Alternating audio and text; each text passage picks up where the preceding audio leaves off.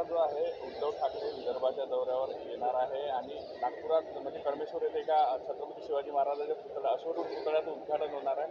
महाविकास आघाडी एकत्र येऊन कुठेतरी पुन्हा एकदा भाजपवर निशाणा नाही, ठीक आहे, त्यांना याच्याशिवाय दुसरं काय काम आहे निशाणा साधल्याशिवाय। पण मतदान पेटीमधून यांच्यावर निशाणा पराभवाचा निश्चित साधणार आहे। महायुतीमध्ये अजित पवार गट जास्तीत जास्त जागा मागण्याच्या प्रयत्नात आहे, पण दुसरीकडे त्यांना उमेदवार आयात करावे लागतात। नाही, ही सर्व कपोकल्पित गोष्टी आहे। मी स्वतः तिन्ही नेत्यांशी व्यक्तिगत बोललो आहे। कुठेही अशा पद्धतीचा आग्रह हट्ट नाही।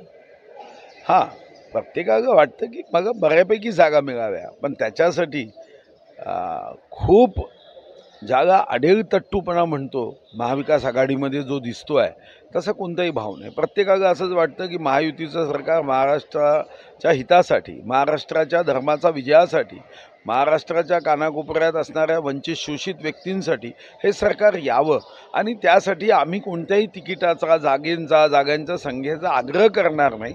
जिथं जो निवडून येईल त्या दृष्टीने आपण तिकीट वाटप केलं पाहिजे, याबद्दल तिघांचंही एकमत आहे। राज ठाकरे आज पुन्हा विदर्भाच्या दौऱ्यावर आहे, भावी मुख्यमंत्री असे पोस्टर अमरावतीत लागलेले आहेत। नाही, ठीक आहे ना, कार्यकर्त्यांमध्ये उत्साह असतो आणि कोणाला वाटत नाही। उद्या आता तुमचं बोर्ड लावायचं तर तुम्हालाही वाटेल, पण शेवटी असं आहे की आपण आपले अशा पद्धतीने कार्यकर्त्यांच्या उत्साहाला राज ठाकरेजी थांबवू शकत नाही। हर्षवर्धन पाटलाचे फोटो पुन्हा एकदा शरद पवारांसोबत जे आहे सोशल मीडियावर व्हायरल झालेले आहे। नाही, मला माहीत नाही, पण मी जे त्यांच्याकडून वाचलं की हर्षवर्धन पाटलांनी सांगितलं आता काही तुतारी नाही आणि तुतारी न घेता त्यांनी स्पष्ट सांगितलं की मी भाजपचा आहे, भाजपमध्ये राहील। आता पुन्हा तुम्ही नवीन बातमी देताय तर पुन्हा एकदा फोनवर विचारून घेतो। थँक्यू। माईक चालू आहे। आज सामन्यातून टीका करण्यात आली आहे। अमित शहा आणि उद्धव ठाकरे आणि शरद पवारांना राजकीयदृष्ट्या खतम करण्याचे डोहाडे लागले अशा पद्धतीची टीका करण्यात आली। नाही, आत्ता सध्या सामनामधून किंवा संजय राऊत यांना टीका करण्याचा एकमात्र धंदा आणि कार्यक्रम सुरू केला आहे। सामना असेल, त्यांचं वक्तव्य असेल किंवा सालारजंग म्युझियममधल्या घड्याळीतला जसा पक्षी निघतो तशी त्यांची पत्रकारांशी पत्रकार परिषदेत भेट असेल। या राज्याच्या हितासाठी, राज्याच्या प्रगतीसाठी, दीन दुर्बल शोषित पीडित अंध अपंग निराधार असहाय्य व्यक्तींच्या विकासासाठी त्यांना कधीही कोणतंही भाष्य करताना कोणी बघितलं नसेल आणि म्हणून कधी अशा पद्धतीने उद्धवजींना, शरद पवार साहेबांना अमितभाई संपवणार आहे अशा कपोकल्पित कथा करून आपल्याकडे मतदारांची सहानुभूती घेऊन सत्तेत जाण्याचा हा त्यांचा एक असफल प्रयत्न आहे। कुठेतरी जो पुतळा पडला होता त्याचा अहवाल जो आहे तो आलेला आहे। त्या अहवालावरून गंज लागलं होतं आणि कमी जे आहे तर लोकांना अशा पद्धतीचा अहवाल आलेला आहे।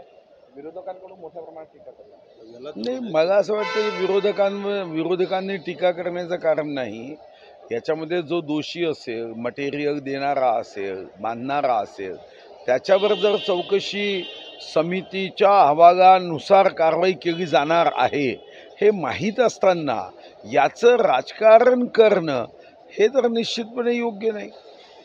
एखादं दुःखदायक घटना होते, दुर्दैवी घटना होते, नैसर्गिक घटना होते किंवा अशा पद्धतीच्या मानवी चुकांमुळे होणारी घटना असते, त्याची चौकशी झाल्यावर योग्य कारवाई कायद्याच्या चौकटीत केली जाते आणि म्हणून याचं राजकारण करून आपल्याला खुर्चीवर बसता येईल का? मला वाटतं की हे अतिशय अयोग्य आहे। त्यांच्या हाताने तो पुतळा पडला, त्यांच्या हाताने तो पुन्हा साकारला जाऊ नये, ते सरकार पडावं आणि नवीन सरकार नुसतं बसवावं असं भास्कर जाधवांनी सांगितलं। नाही, बरोबर आहे, त्यांना त्याचं दुःख नाही आहे। त्यांना वाटतं की या गोष्टीचं भांडवल करून आपण सत्तेत जाऊ शकतो का? सत्तेशिवाय त्यांना काहीही दिसत नाही। तेव्हाच्या अर्जुनाला पक्षाचा डोळा दिसायचा आणि यांना फक्त खुर्ची दिसते आणि म्हणून त्यांना असं वाटतं की या निमित्ताने का होईना आपण याचं भांडवल करून आपण सत्तेत येऊ शकतो का? आपलं काम तर करायचं नाही आहे, पण अशा घटनेचं भांडवल करून आपल्या लाडक्या बहिणींना मदत करणारं सरकार, शेतकरी बांधवांना 6,000 रुपये केंद्राचे राज्याचे मदत करून 12,000ची मदत करणारं सरकार, 5 लाखाचं आयुष्यमान भारत योजना देणारं सरकार, मुद्रा योजना देणारं सरकार, आपला लाडका भाऊ योजना देणारं सरकार, तीर्थयात्रेसाठी 65 वर्षानंतर यात्रेला मदत करणारं सरकार, आपल्या बहिणींना 50% सवलतीत बस प्रवास देणारं सरकार, 100% सवलतीमध्ये बस प्रवास 75 वर्षांनी नंतर देणारं सरकार, आमच्या बहिणींना शिक्षणासाठी 100% गरिबांना सूट देणारं सरकार, इतके निर्णय करणारं सरकार जावं आणि 3 पक्षाचं सत्तेच्या उपाशी लोकांचं सरकार यावं ही त्यांची. कमी वेळात पुतळा उभारण्यात आला, 3D प्रिंट करून तो पुतळा उभारण्यात आला, असंही कुठेतरी कबुली जबाब जो आहे तो आपटेंनी नोंदवलेला आहे. नाही, मला वाटतं की आता कबुली जबाब आत्ता येत आहे. जेव्हा हे केलं तेव्हा तर एकही नेता पुढे आला नव्हता, तेव्हा कोणाला वाटलं नाही की याच्यात काही सुधारणा सुचवाव्या. आता येऊन जेव्हा हे गोष्टी सांगतात तेव्हा निश्चितपणे त्याचं धोरण केलं जाईल. कुठेतरी काल मेट्रोचा जो पुण्याचा कार्यक्रम होता तो रद्द झाला, त्यानंतर आता विरोधकांनी म्हटलं की ते मेट्रोचं उद्घाटन आम्हीच करू, जनतेचे हाल होता, अशा पद्धतीचं. नाही, काल तर पावसाने रद्द झालं त्याच्यावरून सुद्धा यांच्या डोक्यामध्ये सत्तेचे जर स्वप्न पडत असेल, म्हणजे आम्ही तर काही मेट्रोची सुरुवात केली नाही पण उद्घाटन आम्ही करू. हे 55 वर्ष तर मेट्रो नव्हतीच. म्हणजे मागच्या 14पर्यंत महाराष्ट्रात 11.4 किलोमीटरची मेट्रो होती फक्त यांच्या काळात नॅशनल हायवे 5,000 किलोमीटरपेक्षा कमी महाराष्ट्रात होते, आता 20,000 किलोमीटर झाले. पुणे एक्सप्रेस हायवे गडकरी साहेबांनी मानला, अन्यथा पुण्यावरून नेहमी यायचे आणि सांगायचे अब हम सिंगापूर करेंगे. सिंगापूर तर झालं नाही, साधं चंद्रपूर करू शकले नाही. आज उद्योग भरारी कार्यक्रम नागपुरात होत आहे, मोठ्या प्रमाणात उद्योगाच्या अनुषंगाने तो कार्यक्रम होत आहे.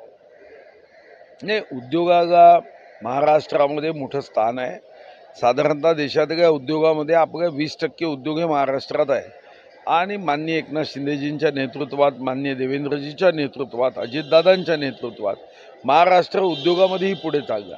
मधात एक अजून अशीच पुढी सोडण्याचा प्रयत्न झाला की बुटीबोरीचा एक उद्योग गुजरातमध्ये गेला.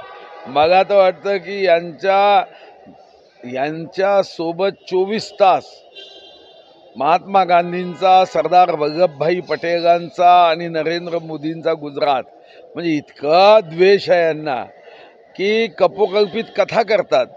बुटीबोरीचा उद्योग गुजरात का, शेवटी तो बुटीबोरीचा उद्योगपती येऊन त्यांनी प्रेस नोट केली की माझा उद्योग इथंच आहे, मी इथंच आहे आणि मी इथंच उद्योग काढणार आहे.